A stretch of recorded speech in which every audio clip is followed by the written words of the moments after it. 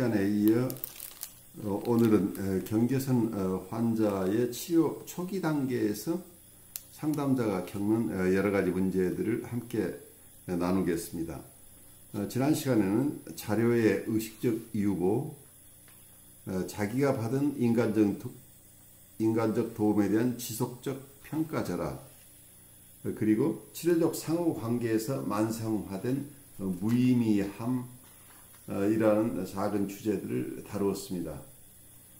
오늘 시간에는 편집적 통제와 유보, 때이른 심한 행동화, 심리치료에 대한 사전 정보 및 심리치료 용어의 오용, 분리반응의 질적 특성, 그리고 병원 스태프와 심리치료자와의 관계를 다루도록 하겠습니다.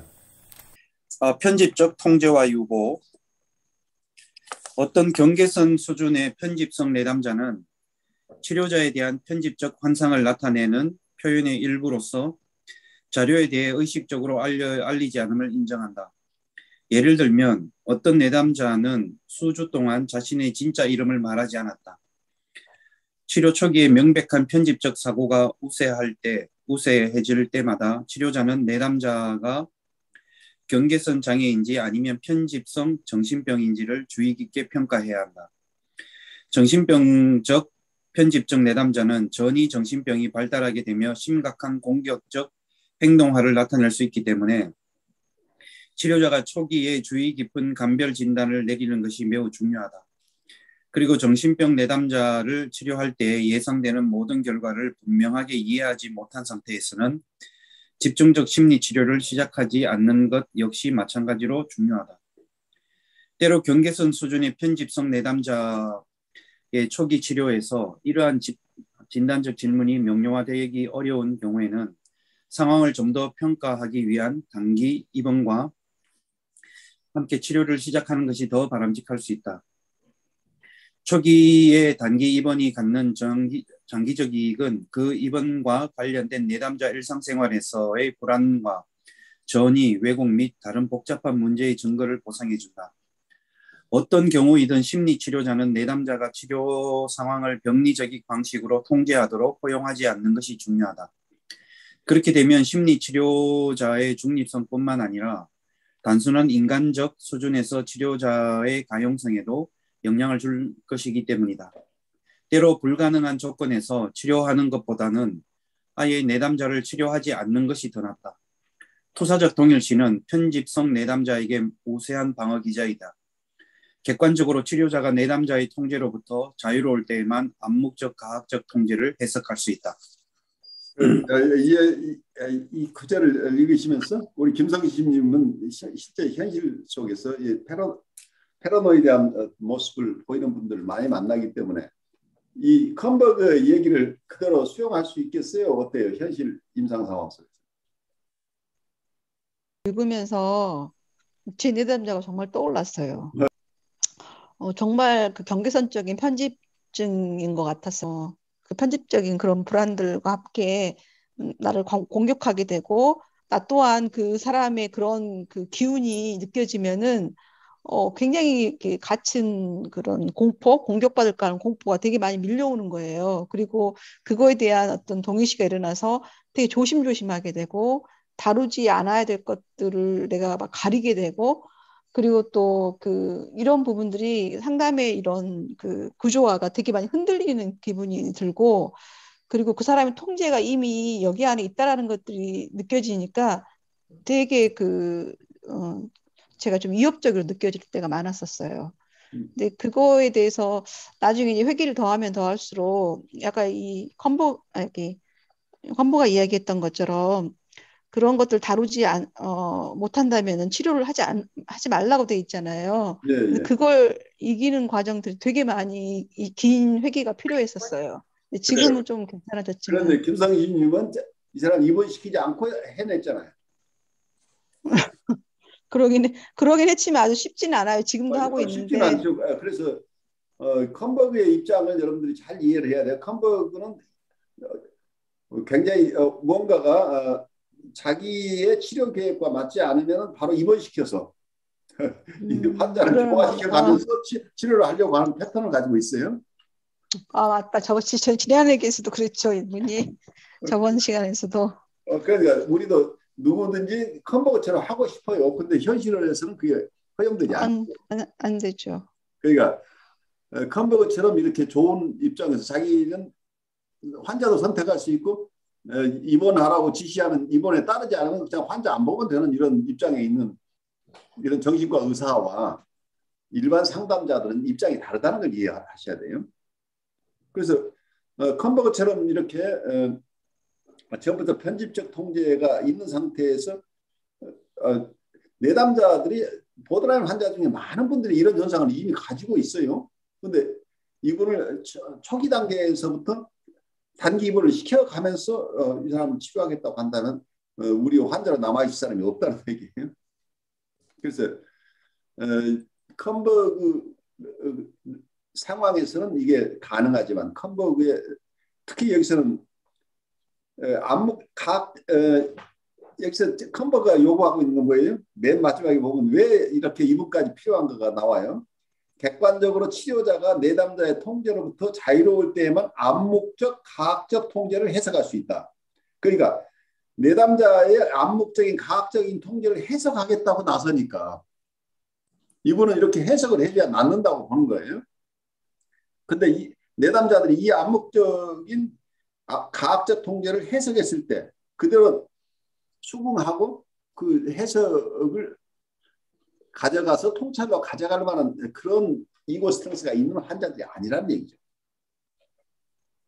그러니까 이 자극이 너무 심하니까 치료 파괴적인 저항이 일어나니까 이런 상황이 일어나는 이런 환자들은 그대로 나는 못 보겠다. 그래서 우선 입원시켜서 내가 그렇게 할 수 있을 만큼 어느 정도 환자가 안정된 후에 내가 이 환자를 보겠다는 이런 상황이잖아요. 컴버그가 접근하고 있는 방법은 하스피탈을 배경으로 조금 이상적인 치료 세팅을 전제로 설명하고 있는 것이다. 이렇게 생각하셔야 돼요. 그래서 이런 컴버그와 다른 입장에서 주로 상담을 통해서 입원을 고려하지 않고 상담을 통해서 스스로 이 환자를 돌봐야 될 상황에서는 이분들이 가지고 있는 현실을 인정해야 되는 거죠. 이분들이 과학적 통제를 해오는데 그 속에서 우리가 버텨낼 수 있는 힘이 있어야 됩니다. 그래서 이분들에게 자극이 심한 자극이 아닌 해석적인 접근을 해서는 안 되는 이유가 그것 때문이에요. 해석적인 접근을 하게 되면은 이분들은 그 심한 자극에 대해서 엄청난 치료 파괴적인 저항이 오기 때문에 이분들 해석적인 접근으로 할 수 없고 그래서 굉장히 힘들지만 이분들의 가지고 있는 정서들을 다 컨테인하면서 많은 시간을 걸려서 견디기 어려운 역전을 견뎌내면서 조이닝이나 미러잉을 하면서 그리고 어떤 공감적인 입장에서 이분들을 도와주는 과정이 시간이 걸리면서 이분들이 우리를 안전한 대상으로 보기 시작하면서 점차 치료 세팅 안으로 들어오게 되는 거죠. 그래서 이건 굉장히 페인풀한 과정이에요. 그래서 우리 김성희 님이 하고 있는 치료 과정은 여기서 얘기하는 컴버가하고는 다른 세팅 속에서 고군분투하고 있는 거죠. 근데 이제 이 편집적인 그런 성향이 높은 환자가 이제 사실은 에고 스탠스 자체가 확인되지 않았을 때는 아까 조이닝이냐 미러링이 이제 들어갔다 당겼다 이렇게 반복할 거 아니에요. 그렇죠. 그 안에서도 사실은 내가 상담자가 느낀 역전이적인 통제권 안에서 자꾸 내가 이렇게 딱 걸린 느낌이 드는 가운데서 그걸 하고 있는 건데 이제 그렇게 하다가 이 사람이 나와의 어떤 치료적인 어떤 협조 동맹관계가 형성되면 저는 살짝 해석을 해줬거든요. 그랬더니 그러니까 해석을 하는 것은 그러니까 현대정신에서 하는 얘기도 해석을 절대 하지 말라는 얘기가 아니에요. 이 사람의 상태가 해석을 수용할 수 있으면 얼마든지 해석을 하는데 그러지 않은 상황에서 무리하게 해석해서는 안 된다는 이런 경고라고 이해하시죠. 그래서 내담자에 따라서는 어느 순간에는 굉장히 패러노이다 부분들이 나오지만 어떨 때는 안정되어 있는 상황이 나와요. 네, 네, 맞아요. 어떤 보드라인 상태에 있다가 어느 경우에는 뉴라틱한 상태를 보이는. 그래서 내담자를 어느 하나로 우리가 단정하는 것 자체가 금물입니다. 이 사람은 프리에드퍼런 환자야 아니면 이 사람은 뉴라틱한 환자라고 단정하는 것 자체부터 우리가 위험하다는. 그래서 너무 지나치게 우리가 진단 위주로 이 사람을 보는 것은 굉장히 위험하다.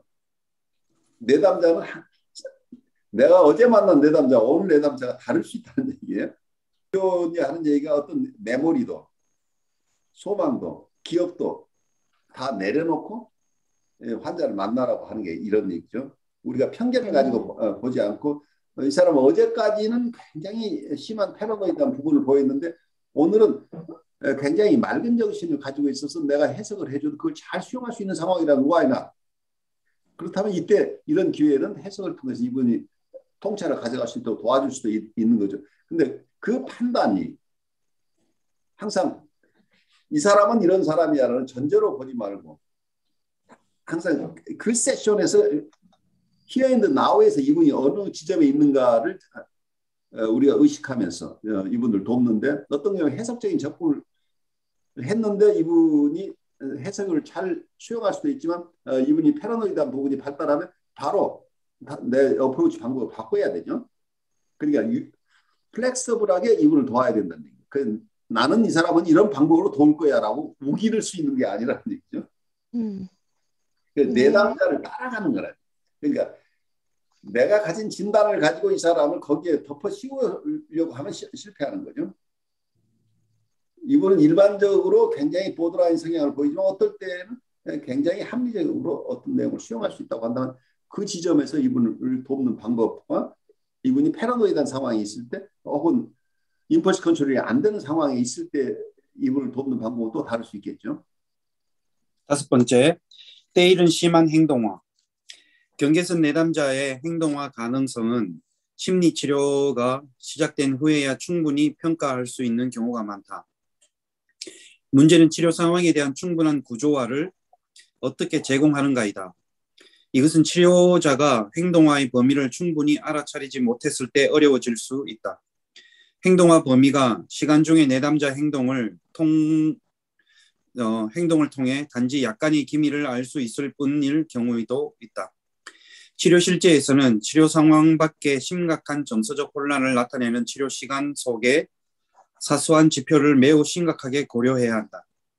이러한 지표가 처음 나타날 때 치료자는 언뜻 보아서는 일상생활의 사소한 문제처럼 보이는 것이라도 내담자와 함께 충분히 탐색해야 한다. 치료자의 직관, 비슷한 성격 문제를 가진 다른 내담자를 치료한 경험, 그리고 치료 시간 밖에서 일어난 것에 대한 당황스러움과 관심의 개방적 표현은 그 시간의 내용으로부터 해리되었던 자료를 전이 속으로 다시 가져오게 하는데 도움이 될 수 있다. 특히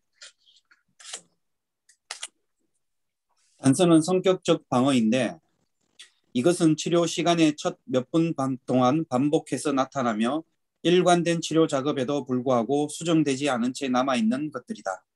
예를 들면 한 내담자가 매 시간을 시작할 때마다 잠시 침묵하였다.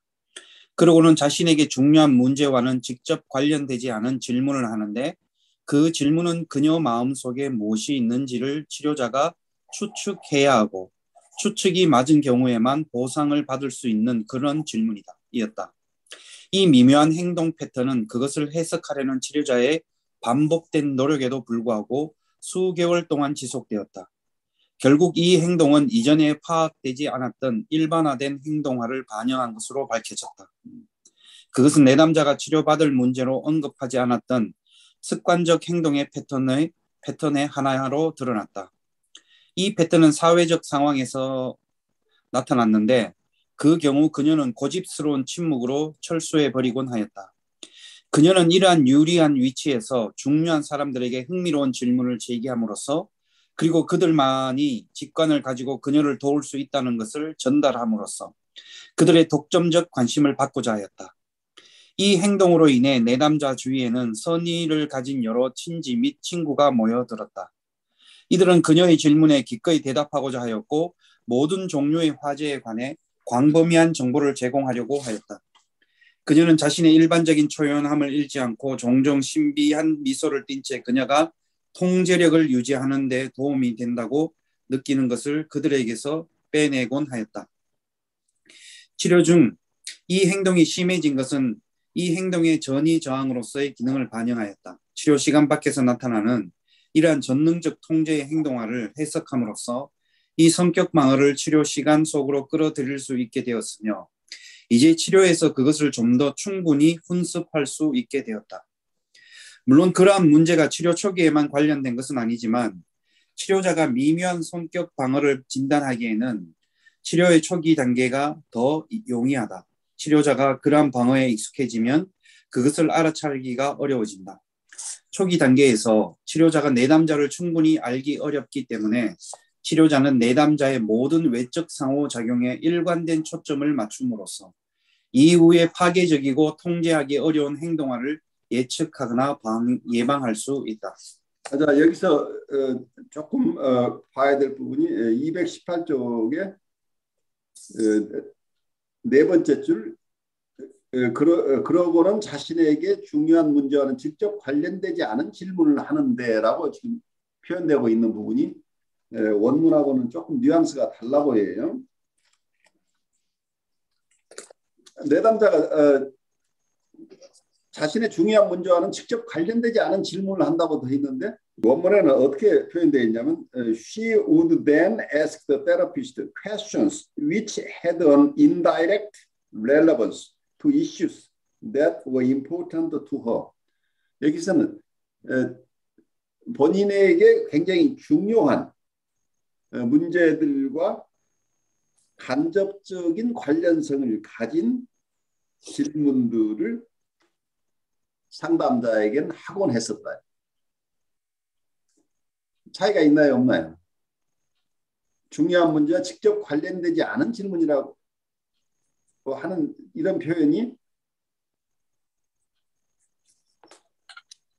굉장히 조금 뉘앙스가 중요한 문제하고 직접 관련되지 않은 질문이라고 하는 것을 다른 원래 직역을 하면 중요한 문제들과 간접적인 관련성을 가지는 것들이야.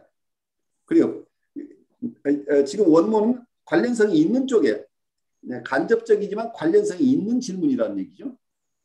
그래서 오히려 관련성에 중점을 두는데 번역의 표현은 번역도 잘 읽어내면 그렇게 우리가 이해할 수는 있는데 번역 쪽에서는 중요한 문제와는 직접 관련되지 않은 질문이라고 그래서 관련성이 더 없는 쪽에 더 포커스가 가 있잖아요. 그런데 이분들은 어때요? 자기가 얻고 싶은 것과 관련되는 것을 직접 그걸 물어보는 게 아니라 간접적인 질문을 함으로써 자기가 얻고 싶은 것을 얻고자 한다는 얘기예요.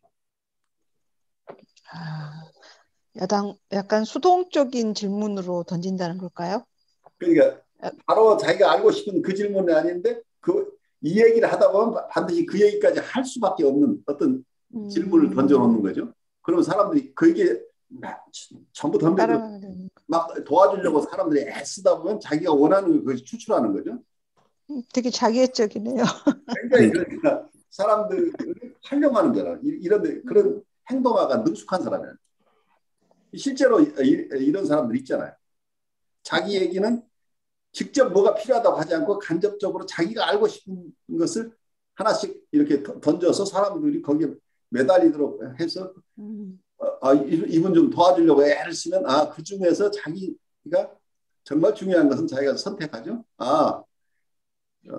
이 사람이 좋은 거 가져왔네. 그리고 자기가 활용하는데 이러한 행동과 패턴이 있어서 어떤 임상에서도 이런 태도를 계속 취했다는 전이 속에서 행동화가 일어났다는 얘기죠. 그래서 이런 행동화 패턴을 잘 이해하는 것이 굉장히 중요했었다는 얘기를 하고 있죠. 조금 납득이 가시나요? 네네, 납득이 가요. 그런데 어떤 분은 굉장히 질문을 많이 하는 분들이 있어요. 실제로 정말 왜 저 질문을 하는지 모르지만 그분에게는 중요한 것들이에요. 근데 그 용도가 뭐라고 밝히지는 않아요. 근데 이분들이 디렉트 질문을 하지는 않는다는 얘기예요. 그런데 사람들로 하여금 열심히 거기에 매달리도록 하는 묘한 그 힘이 있어요. 심리치료에 대한 사전 정보 및 심리치료 용어의 오용. 경계선 내담자는 복합적이고 장기적인 치료적 조정을 필요로 하고 전이 행동화로 인해 치료가 어려워지거나 치료자를 바꾸는 일이 빈번하게 일어나기 때문에 치료자는 종종 이전에 치료받은 경험이 있는 내담자를 만나게 된다. 치료의 초기 단계에서 다른 치료자와의 이전 치료 경험에 대해 주의 깊게 탐색하는 것은 이전의 조기 중단을 유발했던 상황의 반복을 예방하는 데 도움이 된다. 그러나 경계선 내담자의 경우 이전 심리 치료자의 부분적 측면과의 원시적이고 왜곡된 동일시가 이전 치료자를 진실하지 않고 자기적이라고 공격하는 자료 속에 반영될 수 있다. 자신의 정서적 경험에 대한 내담자의 기술은 부분적으로 사실일 수 있다. 종종 경계선 내담자는 자기 정동의 정확한 본질을 알아차리지 못할 수 있다. 그들은 자기 정동을 이전에 심리치료자에게서 들었던 것에 따라 명명하는 경향을 보였다. 이러한 상황에서는 내담자가 느끼는 것과 그 느낌을 말하는 방식의 진실성 문제가 매우 중요한 것이 된다. 여기도 어떤 번역의 첫 번째 부분이 경계선 내담자는 복합적이고 장기적인 치료적 조정을 필요로 한다. 조정이라는 말 자체가 조금 무슨 말인지 알아듣기가 어려운데 원문에서는 뭐라고 얘기를 하거든요.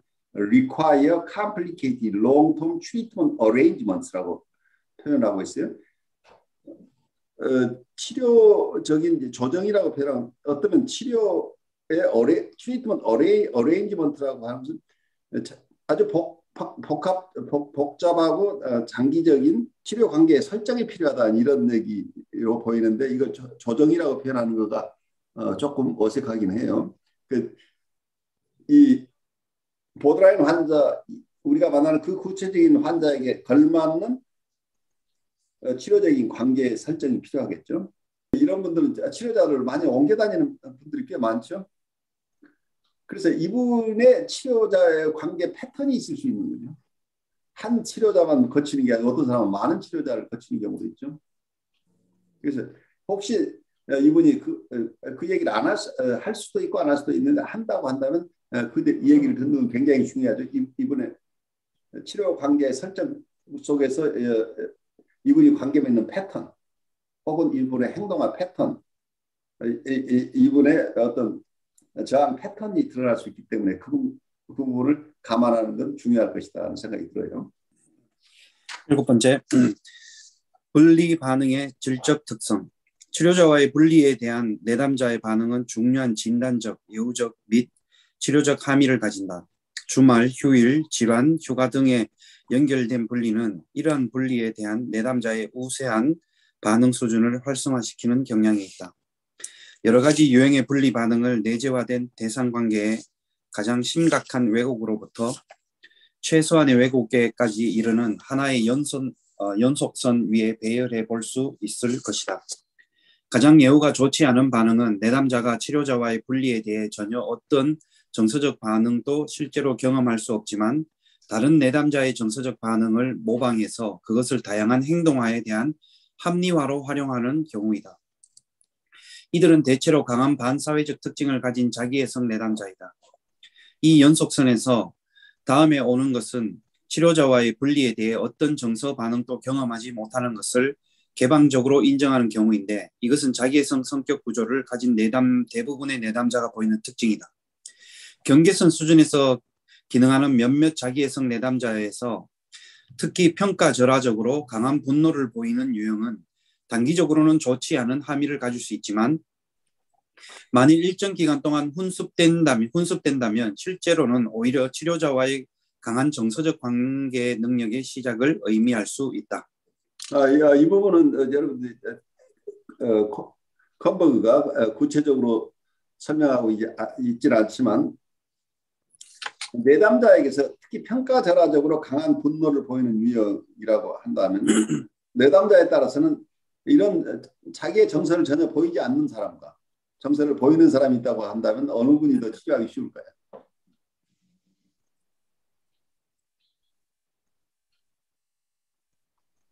자기 정서를 좀 내비치는 사람이 또 치료하기 용이하지 않을까요? 그렇죠. 그 이고 스트렝스가 더 있는 거라. 그러니까 네. 그게 상담자 마음에는 안 들지만, 그러니까 우리 상담자가 듣기 어려운 얘기를 할 수 있으면 이고 스트렝스는 있는데, 근데 보드라인 환자들의 경우에는 어쩌면 부분 대상으로 우리를 보기 때문에 이제 그 지점이 어려운데, 우리를 평가절하했다가 이상화했다가 이게 반복되기 때문에 이제 그런 점에서 어려움이 있지만,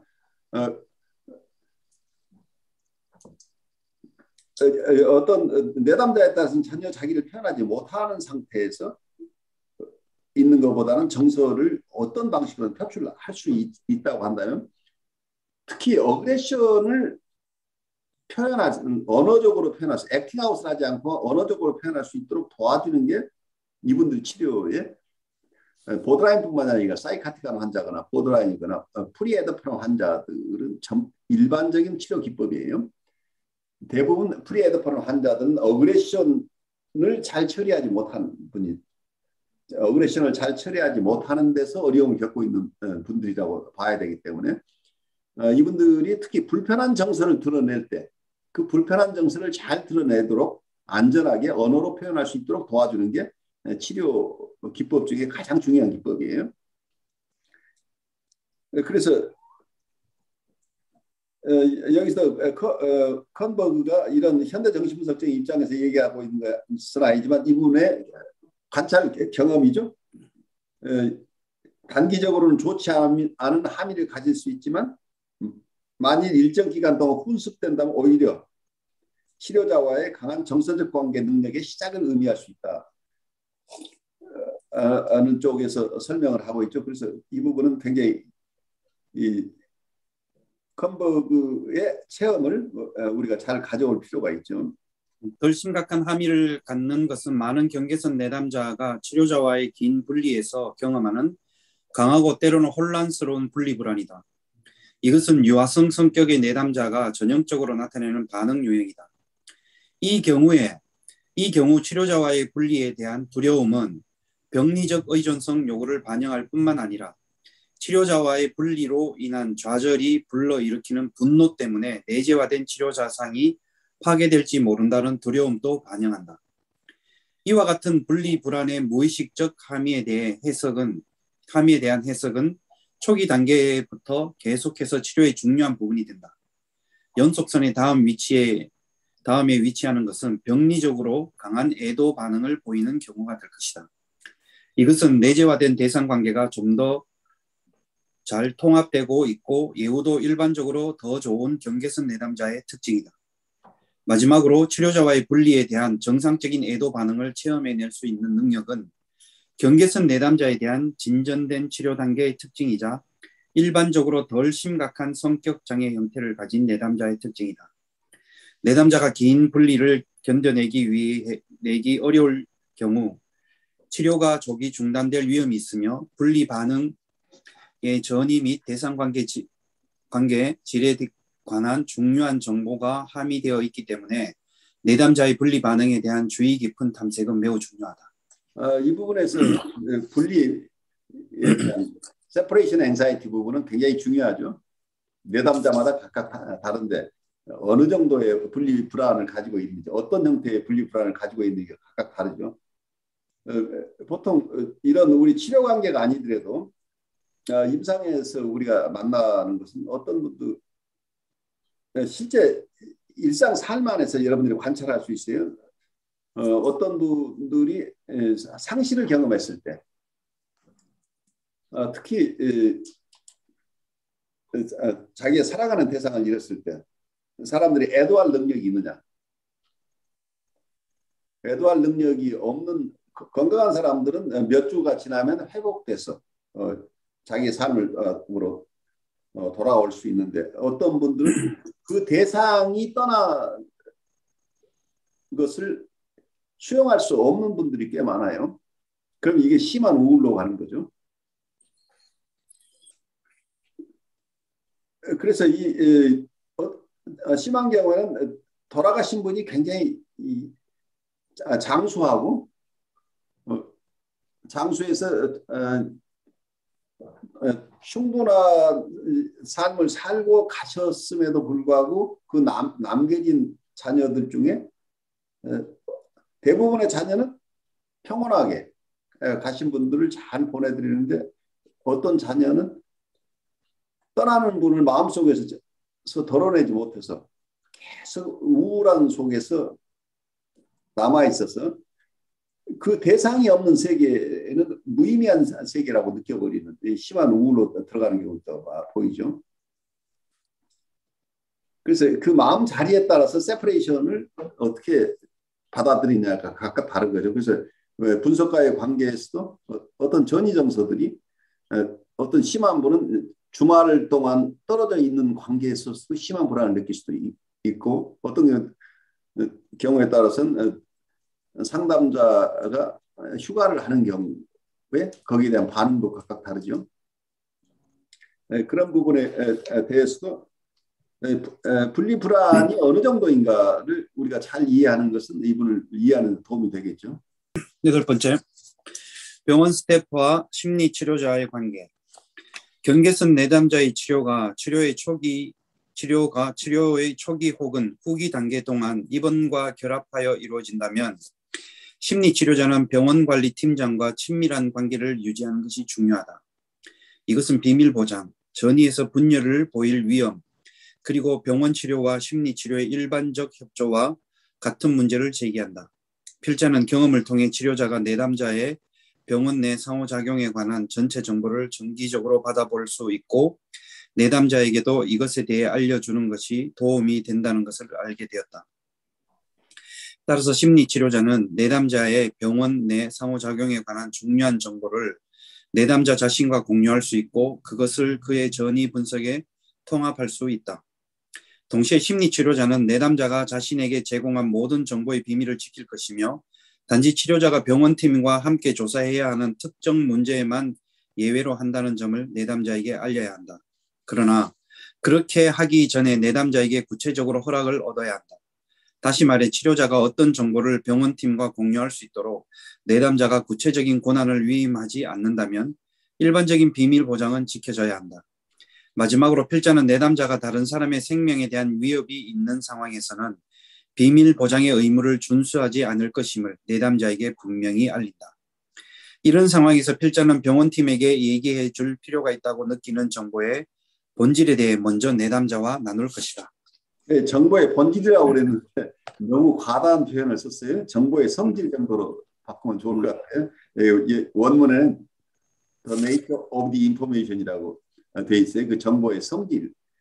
어떤 정보인지 이제 이 정도인데 정보의 본질을 하게 되면 굉장히 어마어마한 뭐가 있는 것처럼 이렇게 느껴지죠. 이 접근의 일반적 함의는 심리치료 중에 입원이 필요해서 입원을 시켰다면 이것을 포함하는 전체 치료가 통합되어야 한다는 것이다.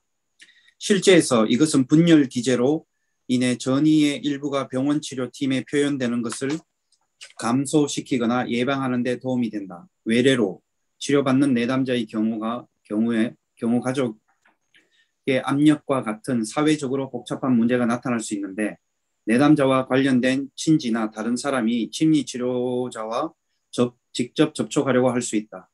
이 경우 사회적 기관이나 심리 측정 사회사업가에게 요청하여 그가 발전되어 온 전체 치료 상황을 포함하면서 동시에 심리치료자가 내담자의 외부 사회적 환경으로부터 분리되어 있을 수 있는 구조를 제공받을 수 있다. 이 상황에서도 심리치료자는 가족을 만나는 사회사업가와 개방적 의사소통을 유지해야 한다. 그러나 사회사업가와 공유할 정보에 대해 심리치료자는 내담자와 반드시 논의해야 한다. 필자의 요지는 어떤 정보를 치료팀의 다른 멤버와 공유하는 것의 위험이나 복잡한 문제보다 치료 상황에서 감독받지 않은 행동화와 분열의 위험성이 더 중하다는 것이다. 때로 그러한 복합적인 치료적 조정은 치료가 지지적 접근으로 변화하는 만큼 치료자의 중립성을 방해할 수 있다. 다른 경우 그러한 복합적인 조정을 치료자가 내담자 생활에 대한 의사결정을 해야 한다는 부담을 경감시켜주고 그렇지 않으면 참기 어려웠을 역전이 반응을 완화시켜주는데 간단히 말하면 치료자의 중립성을 보호해 줄 수 있다. 이 문제에 관한 각각의 의사 결정에 너무 많은 변이가 개입되기 때문에 이 분야를 일반화하는 것은 실제로 어려운 일이다. 결론적으로 초기 치료 단계의 필요 조건과 조정에서 경계선 내담자에 대한 치료 방약 및 기법의 중요한 측면을 표현하였다. 초기 치료 단계의 전체 목적은 양호한 환경에서 장기 심리 치료를 가능하게 하는 조건을 만드는 것이다. 그러한 환경에는 내담자 장애의 잠재적으로 파괴적이고 자기 파괴적인 결과로부터 내담자를 보호하기 위한 조치와 내담자에게 필요한 해석 초점에서 벗어난 지지적 모델을 강요받는 것으로부터 치료자와 심리치료적 방향의 중립성을 보호하기 위한 조치가 포함된다. 이러한 전체 맥락에서 심리치료자는 내담자 행동에 대한 해석, 그의 주관적 경험, 그의 현재 어려움이 갖는 전이적 함의에 대한 해석을 통합하려는 노력을 해야 한다. 이것은 내담자와 치료자 사이에서 발전하고 있고 심화되고 있는 진정한 인간 경험의 관점에서 이루어져야 한다. 좋습니다. 이 부분이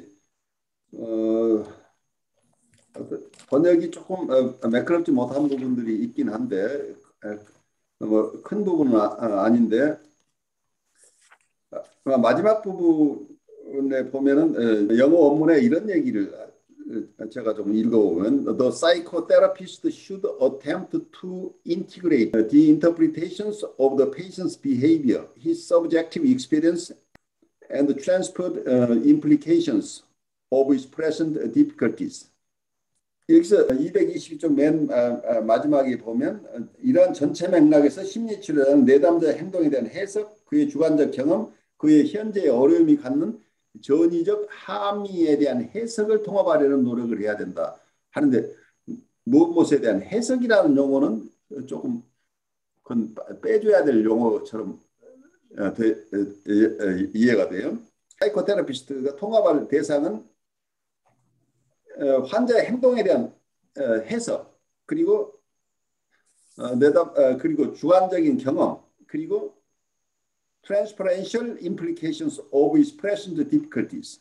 그의 현재의 어려움이 갖는 전이적 함의를 통합한다. 어떤 의미를 가지고 있는 건지 그걸 통합하는 건지 그것에 대한 해석을 통합한다고 하는 것은 원문에는 없는 얘기가 들어가 있어요. 전이적 함의를 그 이전에 해석이 이미 들어가 있죠. 어떤 내담자의 행동에 대한 해석, 그리고 또 주관적인 경험, 그리고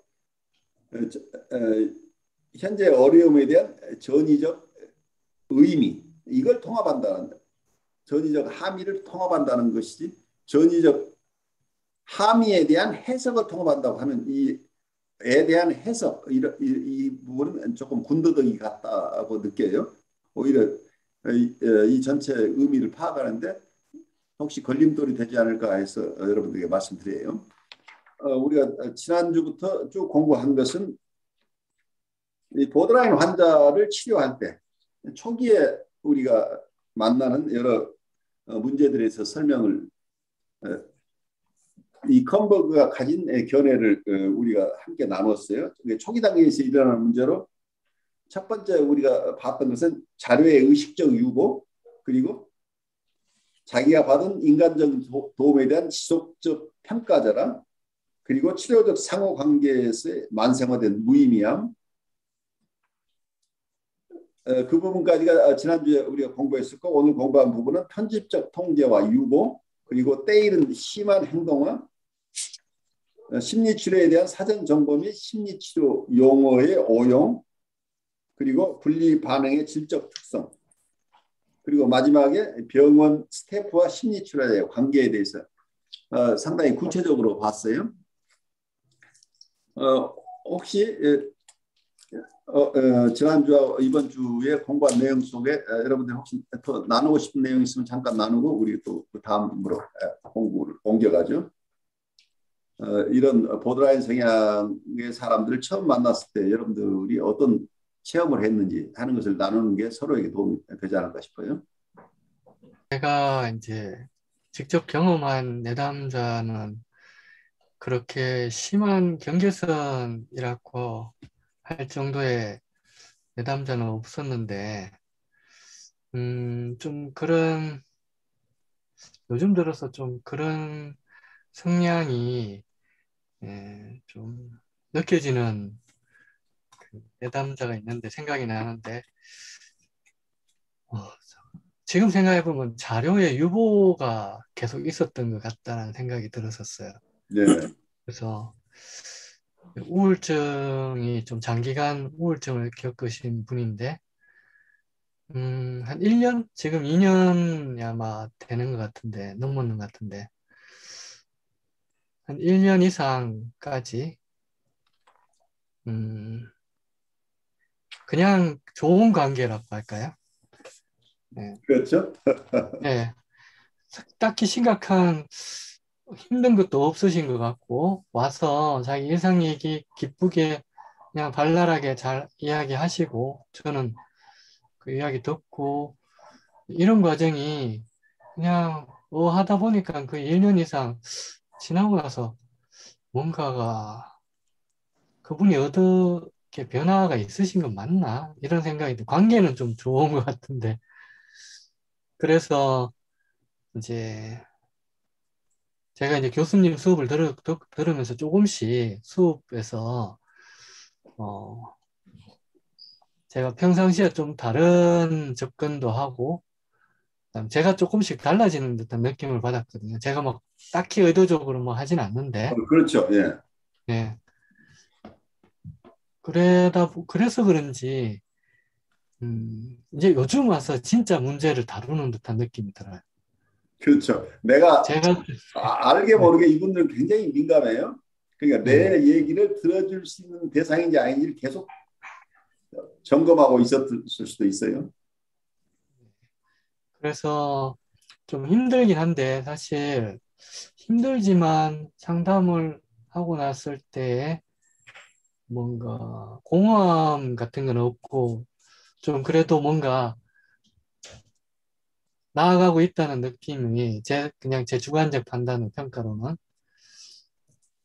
막 성의적 전이도 일어나고 제가 막 화가 나기도 하고 만나기 싫기도 하고 그분이 막 화를 내기도 하고 막 이런 현상들이 지금 계속 일어났다가 좀 회복했다가 또 일어났다가 이런 시기인데 오늘 생각해 보니 좀 오랜 기간 좀 유보돼 있었던 게 아닐까 이런 생각이 들었었습니다.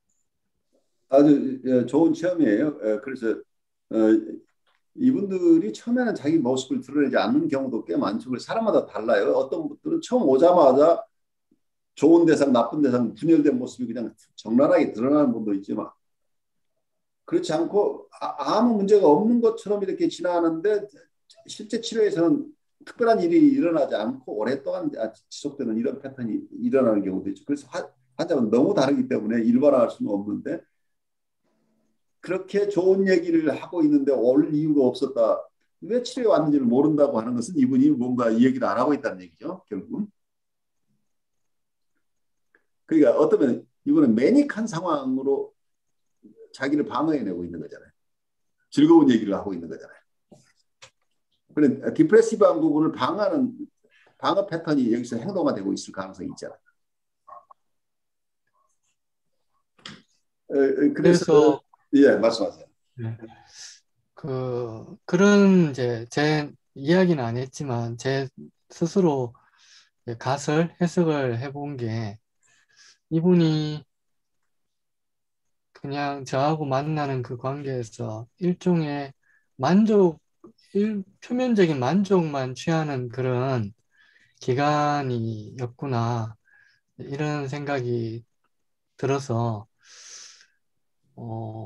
그런 걸 좀 제 스스로 좀 경계를 이제 하려고 했는 부분이 은연중에 있었던 것 같은데 그러니까 이제 진짜 약간 제가 보기에는 좀 날것의 이야기를 하게 되고 정서가 막 왔다 갔다 하면서 어, 예, 그런 좀 역동적인 그 경험을 지금 하게 돼서 두 가지가 있는 것 같아요. 제 안에는. 그게 힘들기도 한데, 이거 당황스럽기도 하고 힘들기도 한데, 또 그게 이제 좀 도움이 될 수도 있겠다라는 희망, 또는 좀 나아질 것 같다라는, 이게 이제 공부를 하다 보니 그런 예전 같았으면 이런 생각을 전혀 못했을 텐데, 망쳤다 이런 생각했을 텐데, 지금은 뭔가가 속에 있는 게 조금 이제 이렇게 내어지는 이런 중요한 시기구나 이런 생각이 이제 하게 되더라고요. 아주 중요한 변화 과정을 겪고 있는 거죠. 그래 어, 이분들이 내가 알게 모르게 지금 우리 보드라인 수업에서 하고 있는 계속해서 제가 얘기하는 세팅, 치료의 구조, 스트럭처를 무너뜨리지 않는다는 게 굉장히 중요한 게 그러다 보면 이분이 자기 마음대로 움직이지가 않는 거거든요. 만족이 다 안 된다는 얘기.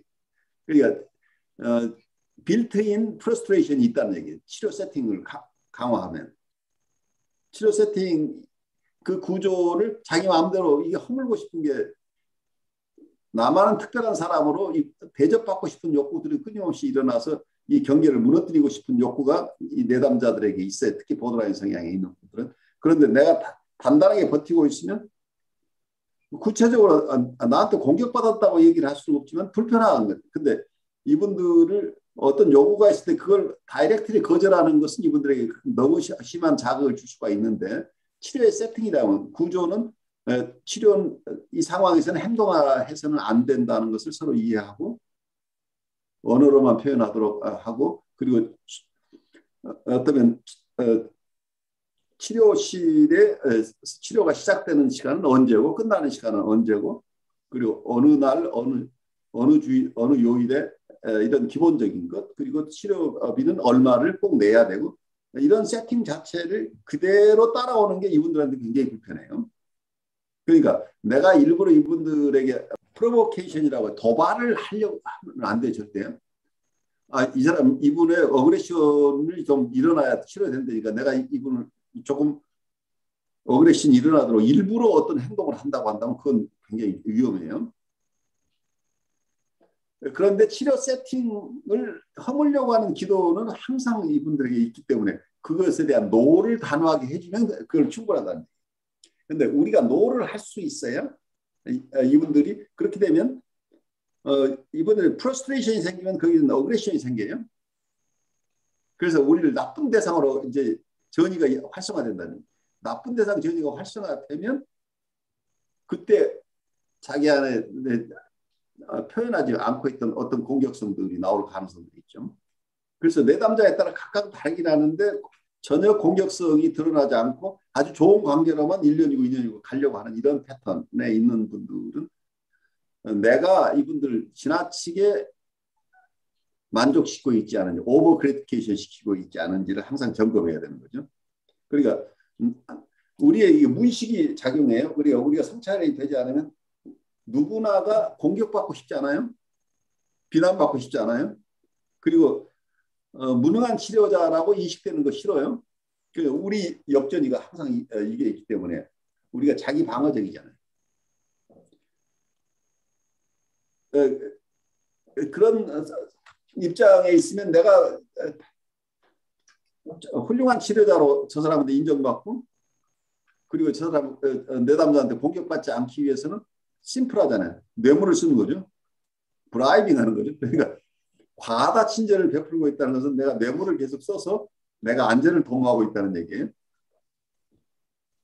노라고 할 때 노라고 내가 하지 못하고 있다고 한다면 경우에 따라서 너무 취약한 사람은 노를 해서는 안 될 경우도 있어요. 그런데 이걸 잘 항상 그 시점에서는 우리가 치료적인 도움이 되는지 안 되는지를 식별하면서 내가 결정해 나가는 이런 상황이 아니고 그냥 내가 이 사람 원하는 걸 내가 어떤 식별 이전에 그냥 다 무엇이니 다 허용하는 이런 모습 너무나 모든 것을 무조건적으로 사랑해지는 대상이 우리가 되고 싶은 욕구가 있다. 근데 우리 목사님들은 익숙하죠? 언컨디셔널 러브를 줘야 되잖아요. 근데 언컨디셔널 러브가 내담자들을 영속적으로 의존적인 인격 체제에서 벗어나지 못하게 할 가능성이 있다고 하는 걸 우리가 잘 이해해야죠. 내 안에는 언컨셔너스한 무조건적인 사랑을 가지고 있지만 이 사람을 대하는 과정 속에서는 조건이 채워지지 않으면 어떤 것을 주지 않아야만 이분 스스로가 어떤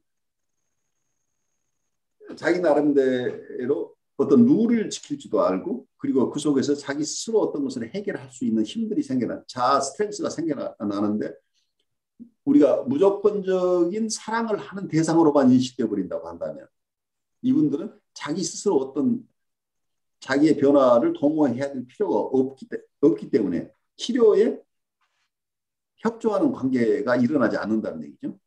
그냥 여기 와서 선생님 만나기만 하면 나는 그냥 마냥 행복해요 라는 상황이 지속된다고 한다면 이게 현대 정신분석에서는 이런 경우에 스테이터스 퀘어 리시스턴스라고 얘기를 해요. 현상 유지의 저항이라는 어느 정도 내 얘기만 하고 있으면 선생님이 너무 나를 잘 보살펴줘서 나는 행복해. 그래서 내가 더 이상 뭘 더 하려고 나의 힘든 정서를 내가 일부러 얘기해가지고 내가 이 행복을 깨뜨리고 싶지 않은 거죠. 그래서 여러분들이 만약에 밀월 기간이 길어진다고 한다면 우리가 이걸 성찰해야 되는 거죠. 내가 내 무의식 중에 나를 보호하느라고 이 사람에게 과잉 만족을 시키고 있는 상태가 지속되고 있는 것은 아닌지 이제 이런 성찰이 필요하다는 말씀을 드려요. 우리 김성희 님은 제 얘기 들으면서 어떤 생각을 하세요? 네, 많은 성찰이 되고요. 그리고 제가 그렇게 제가 가지고 있는 역전의적인 부분에서 불평감이 있거나 아니면 그 내담자가 가지고 있는 외부적인 환경적인 요인들이 이렇게 무조건적인 수용을 이렇게 불러일으킬 때가 종종 있잖아요. 예. 그럴 때 저도 모르게 이제 아까 말한 것처럼 과잉 친절, 과잉 보호 그걸 하다가 어느 날 그 사람이 이렇게 너무 무미건조한다는 걸 느낄 때 나도 모르게 내가 너무 지나치지 않았나? 내가 왜 이렇게 친절하게 되지라고 이렇게 깨달을 때가 간혹 있어요. 예. 이제 그렇게 한 다음에 이제 그 어떤 세팅에서의 구조화 같은 것들 좀 공고히 하게 되면 여지없이 그렇죠. 가차없이 공격이 오죠. 공격도 오고 또 하나는 되게 어떤 친구는 너무 매닉 디펜스를 많이 쓰다가 어느 날 갑자기 이렇게 행동화를 너무 많이 보이는 경우가 있는 거예요. 그 다음 그렇죠. 네. 제가 좀 이렇게 좀 제재를 할 때가 있었거든요. 그러면 갑자기 너무 또 우울해져 버리는 거예요. 그래서 그 우울이 이게 뭐지? 이게 다시 이 사람이 나의 그 어떤 구조화된 그 세팅 안에서 거절감에 대한 걸 현실로 접촉하는 건가? 예전에는 그래서 매니가간 방법을 쓰다가 그게 아니고 행동화로 일어나고 그 다음에 다시 또 우울해져서 현실과 접촉하는 거에 대한 자기의 현실에 대한 것들 좌절감을 느끼나 뭐 이런 생각까지 들 때가 간혹 있었어요. 네, 그래요. 네, 상황에 따라 다르긴 한데 어쩌면 우리가 사람을 돕는 과정 속에서는 장기적으로 이분들이 불안이나 우울을 견딜 수 있는 힘이 생겨나야 된다는 얘기죠. 그래서 이분이 우울하다고 하는 것도 꼭 부정적으로 볼 부분은 아니에요. 치료 세팅 안에 있으면서 우울한 정서를 드러내는 것 자체가 성장일 수도 있다. 그러니까 항상 기쁘고 즐거운 것만 표현하는 내담자보다는 자기의 우울한 정서나 불편한 정서를 표현하는 것이 훨씬 더 치유적일 가능성도 있다는 것을 감안해서 내가 지나친 걱정, 이 사람이 즐거워하지 않으면 내가 뭘 잘못하고 있는 것처럼 느끼는 내 역전이에서 벗어나는 것도 굉장히 중요하죠. 우리 서 목사님은 우리 얘기 같이 나누면서 어떤 생각 드세요? 예, 저는 이제 일단 목사이고 또 그래서 제가 개인적으로 다루는 내담자가 있을 때도 있고 없을 때도 있고 아니면 대부분이 교회 현장이고 이런 경우가 많은데 그런데 이제 한편으로는 저도 솔직히 대할 때 역전이 그것 때문에 저도 굉장히 힘들 때가 너무나 많았거든요. 이거를 처음에는 몰랐어요. 목회자들 느끼시는 역전이가 훨씬 더 강할 가능성이 높아요. 네네. 그래서 그거를 어떻게 보면 어떤 종교적인 용어로 볼 땐 그런 어떤 스피리추얼한 뭐 영적인 어떤 그런 거라고도 싸움이라도 할 수 있겠지만 쉽게 우리가 어떤 우리 다루는 어떤 이런 분석적인 입장에서 봤을 때는 일종의 기싸움인 것 같더라고요. 이런 현장 속에서 얽혀져 있는 많은 상황 속에서 처음에 저도 모를 때는 저한테 그 역전이 반응 때문에 왜 이렇게 내가 힘든지 모르겠다고 했을 때 그것 때문에 오히려 제가 또 지칠 때가 너무 많았던 것 같은 그것 때문에 솔직히 거기서 벗어나지 못해가지고 그런데 이제 그러면서 또 한편으로는 그 다루는 분들과 관계 속에서 어떤 제가 목사적인 입장에서 다가가다 보니까 실패한 케이스가 너무 많았던 것 같습니다. 그렇죠. 네네. 네. 굉장히 중요한 부분이 제가 브랜트에서 스피리추얼 디서먼트, 영적 식별, 영의 식별, 스피리추얼 디서먼트가 굉장히 중요하다고 봐서 강의를 쭉 했던 이유가 심리적인 것과 영적인 것을 구별하지 못하면 영적인 세계에서도 스피리추얼 데솔레이션과 스피리추얼 칸슬레이션이라고 하는 영적 우울과 영적인 만족의 시기, 영적 어떤 행복감과 영적 우울감이 이렇게 교차하는 게 마치 우울증 환자가 겪는 것처럼 이런 경험들을 하는 경우도 있는데 어떤 사람은 본인은 사실은 우울증을 겪고 있어요. 심한 우울인데 심한 우울을 오히려 나는 영적인 시련을 지금 통과하고 있어서 영적 우울이라고 착각하고 있다고 하는 영적 우울은 영적으로 성장하는 과정이에요. 그러니까 영적 우울은 심리적인 우울과 전혀 다르다는 거죠.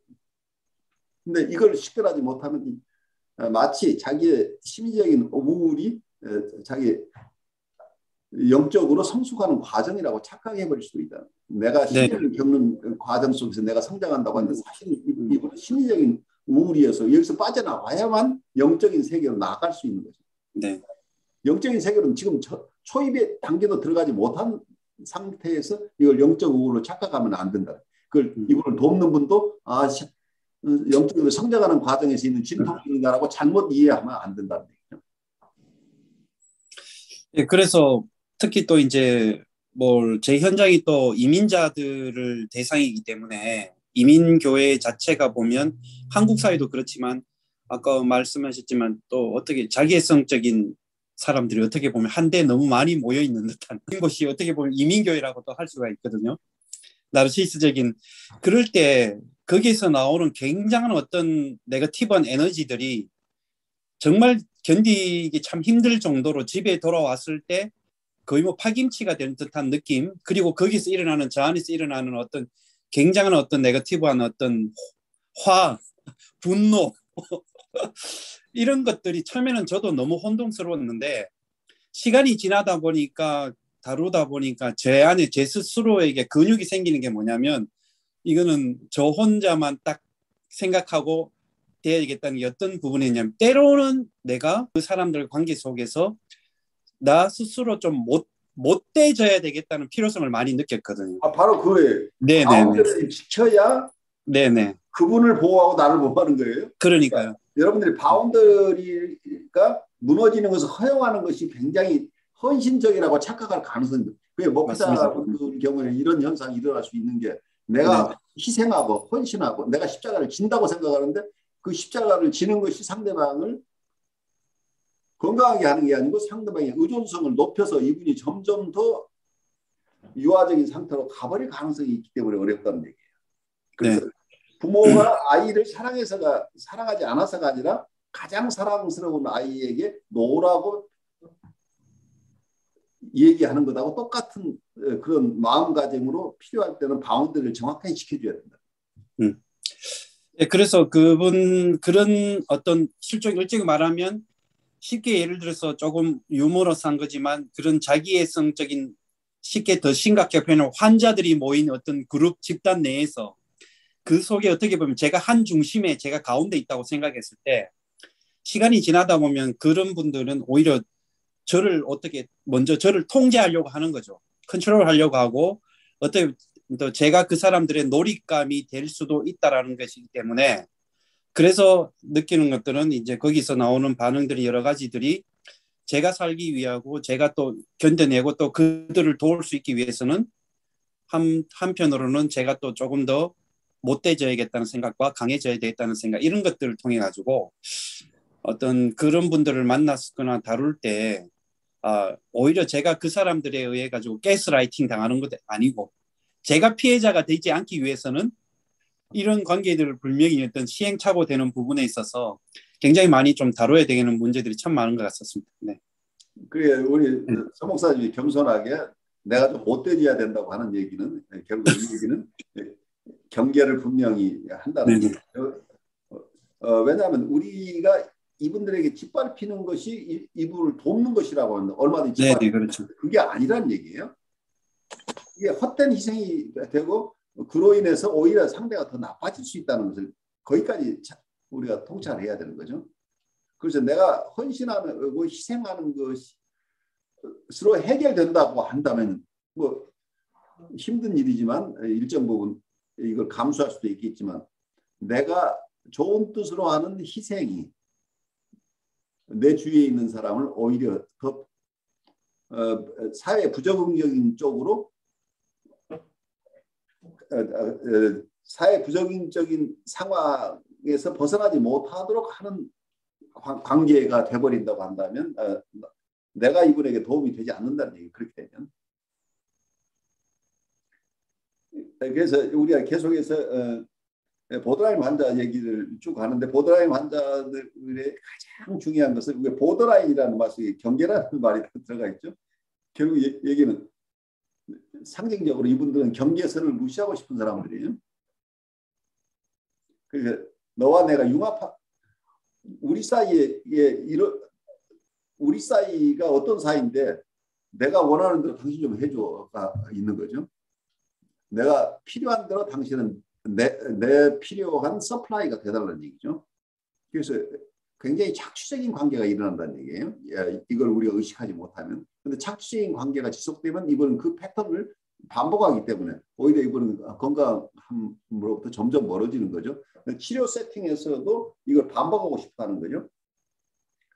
반복하고 싶어 할 때 이 반복이 지속되도록 한다고 하는 건 이분에게 도움이 안 되는 거죠. 그래서 이런 레피티션이 계속 일어날 수 있는 이 레피티션을 중단시키는 것이 굉장히 어려운 일이죠. 어떻게 하면 이분이 이런 무한 반복으로부터 벗어날 수 있을 것인가.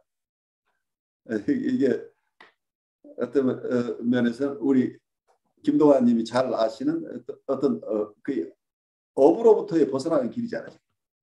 불교식으로 얘기를 하면. 그 쌓인 업으로부터 오랫동안 쌓인 업이라고 하는 게 어떤 개인의 경험이죠. 결국은 경험으로부터 형성된 어떤 행동 패턴이나 사고의 패턴들이 끊임없이 무한 반복을 계속하는 거예요. 통찰이 생기지 않는 한. 그런 지점에서 이분들이 잘 안전하게 빠져나올 수 있도록 도와주는 역할을 하는 데 있어서 우리가 이분들의 심리 상태에 대한 언더스탠딩이 굉장히 중요한 거죠. 그래서 여러분들이 어떻게 보면은 우리가 이분들이 요구하는 것을 들어주지 않는 것이 굉장히 우리가 셀피시하거나 이 사람을 잘 위하지 않는 것 같은 느낌 이런 것도 큰 역전으로 올 수 있죠. 그래서 내가 치료자로서 이 사람에게 혹은 목회자로서 이분이 원하는 걸 다 들어줘야 되는데 내가 싫어서 안 들어주는 것처럼 이렇게 느껴서 내가 죄의식으로 가져가거나 부끄러움으로 가져갈 수도 있는 이 역전이들을 우리가 잘 이해해야 돼요. 네, 이분에게 그러니까 내가 중심이 아니고 이분에게 지금 필요한 것이 무엇인가요? 이분이 원하는 대로 그냥 허용하는 것 자체가 이분에게 도움이 되는 것인지 아니면 이분의 반복 패턴이 지속되도록 하는 데만 내가 사용되는 것인지를 식별하는 게 중요하다는 얘기죠. 우리 조이님 지금 통화 잠깐 가능하신가요? 아, 예. 지금 그 들으면서 똑같은 게 그 가정 안에서도 벌어진다라는 생각을 했고요. 그 힘싸움 아까 목사님 말씀하셨던 약간 그런 것들이 많이 우리 안에 이렇게 있어갖고 서로의 그거를 결혼은 특히 가정 안에서 더 그런 게 많다라는 걸 생각하면서 아무튼 너무 오늘 수업 잘 들었고 감사합니다. 예. 그래요. 여러분들 한 주일 잘 지내시고 또 다음 주에 봬요. 네, 수고하셨습니다. 네.